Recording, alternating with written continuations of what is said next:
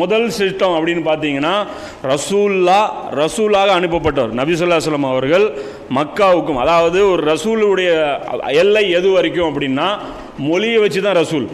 எந்த தூதரை அனுப்புனாலும் அந்த மொழியில் அல்லாஹ் அனுப்புவோம். அந்த மொழி எது வரைக்கும் பரவி இருக்கோ அது என்ன ஏரியா, அந்த ரசூலுடைய ஏரியா. அந்த மொழியினரை டார்கெட் பண்ணி தான் ரசூல் வருவாங்க. ரசூல் அல்லாஹ் அனுப்பிட்டான் அப்படின்னா அந்த ரசூலை ஏற்றுக்கிட்டே தீரணும். ஏன்னா அவங்க என்ன வேணாலும் அற்புதங்களை செஞ்சு காட்டுவாங்க. அதாவது தர்க்க ரீதியாகவும் சரி அறிவுபூர்வமாகவும் சரி மறுக்க முடியாத அளவுக்கு அல்லாஹ்வுடைய வல்லமையை நிரூபித்து காட்டிடுவாங்க. நிரூபித்ததுக்கு அப்புறமும் மனமுரண்டா மறுத்தான் அப்படின்னா அல்லாஹ் அந்த கூட்டத்தினரை அழிச்சிருவான். இதுதான் அல்லாஹ்வுடைய சுன்னத்து.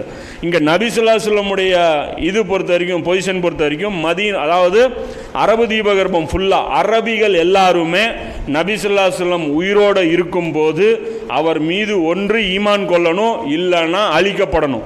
இதுதான் அல்லாஹ்வுடைய சுன்னத்து. அப்போ மக்காவுக்கு பொறுத்த வரைக்கும் தனி சட்டம், மதீனாவுக்கு தனி சட்டம், முழு ஹிஜாஸுக்கும் தனி சட்டம். அந்த சட்டம் தான் 9ஆம் அத்தியாயத்தில் 5ஆவது வசனத்தில் அல்லாஹ் இறக்குறான்.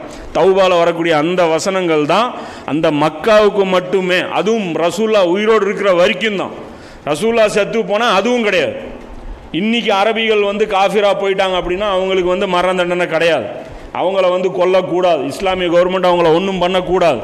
புரியுதா? அந்த ஏரியாவில் இன்றைக்கி அரபி வெளியே பேசுகிறான். இன்றைக்கி சிரியாவில் அரபி பேசுகிறான், ஈரானில் அரபி பேசுகிறான். இவன்லாம் அந்த கேட்டகரியில் வரமாட்டான். ரசூல் உயிரோடு இருக்கணும், அது மட்டும்தான். அது ரசூல் தாவா பண்ணியிருக்கணும், அந்த ஏரியா மட்டும்தான். இது 9:5 அல்லாஹ் சொல்கிறான், புனித மாதங்கள் கடந்து விட்டால் இணை வைப்பவர்களை கண்ட இடங்களிலெல்லாம் கொல்லுங்கள். அதாவது ஒரு டைம் லிமிட் கொடுத்து 4 மாதம் டைமு, அதுக்குள்ளே இந்த ரசூல் மேலே நீங்கள் ஈமான் கொள்ளே ஆகணும். உங்களுக்கு தேவைப்பட்டால் அவர் என்ன வேணாலும் உங்களுக்கு சந்தேகம் இருந்தால் அவர் கிளியர் பண்ணுவார். அதுக்கு நீங்கள் கண்டிஷன் வச்சுக்கலாம். 4 மாதம் டைம். குரானில் ஏதாவது டவுட் இருக்கா, ரசூல்லா பற்றி ஏதாவது டவுட் இருக்கா, அற்புதம் ஏதாவது தேவையா கேட்டு வாங்கிக்கோ, அதுக்கு மேலே இந்த ஊரில் நீ இருக்கக்கூடாது அப்படின்னு சொல்லி அல்லாஹ் சொல்கிறேன். இந்த 9ஆம் அத்தியாயத்தில் இல்லைன்னா கண்ட இடத்துலலாம் கொல்லுவோம். ஏன்னா மக்கா வெற்றியும் போது நிறைய பேர் தவறாக சொல்கிறாங்க, அதாவது யாரும் கொல்லப்படலைன்ட்டு. ஏகப்பட்ட பேர் கொல்லப்படுறாங்க. மக்கா வெற்றியின் போது நிறைய பேர் கொல்லப்படுறாங்க. ஹதீஸ்கள் இருக்குது. சில மக்கா வெற்றி பார்க்கும்போது பார்ப்போம்.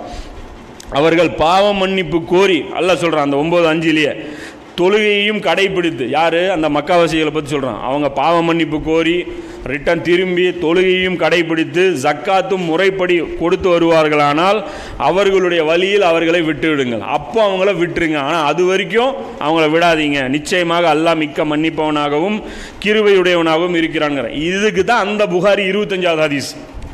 இந்த புகாரில் அந்த 25 ஹதீஸ் சொல்கிறாங்கல்ல, கலிமா சொல்லாத வரைக்கும் என்கிட்ட இருந்து உயிரையும் காப்பாற்ற முடியாது, பொருளையும் காப்பாற்ற முடியாதுன்ட்டு. இது இவங்களுக்கு யார், மக்காவாசிகளுக்கும் அரபுகளுக்கும் மட்டுமே உண்டான இந்த சட்டம். இது ஃபஸ்ட்டு அப்ளை ஆகக்கூடிய ஆட்கள். கலிமா லா இலாஹா இல்லல்லாஹ் இவங்க வாயில் சொல்லி ஆகணும், இல்லைன்னா கொல்லப்படுவாங்க. இது முடிஞ்சது. இன்றைக்கெல்லாம் இஸ்லாம் இதை பண்ணலை. அது ரசூல் இருக்கும்போது மட்டும்தான். இதை நமக்கு விமர்சனம் பண்ணாங்கன்னா பைபிள்லேயும் அதே சுன்னத் தான் இருக்குது.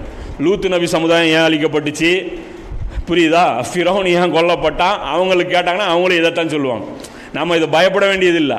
அவங்களுக்கு திருப்பி அந்த கேள்வி கேட்டிங்கன்னா சாலி நபியுடைய அதாவது குர்ஆனுக்கு முந்தைய இருக்கக்கூடிய நபிமார்கள் எல்லாருமே பைபிளில் வர்றாங்க. அவங்கெல்லாம் ஏன் அழிக்கப்பட்டாங்கன்னு கேளுங்க, உங்களுக்கு கேள்விக்கு பதிலாயிரும். அவங்க நம்மகிட்ட மறுக்க முடியாது. அப்போ ரசூல்லா பண்ணது ஒரு பெரிய அதாவது ரிமார்க்கெல்லாம் கிடையாது.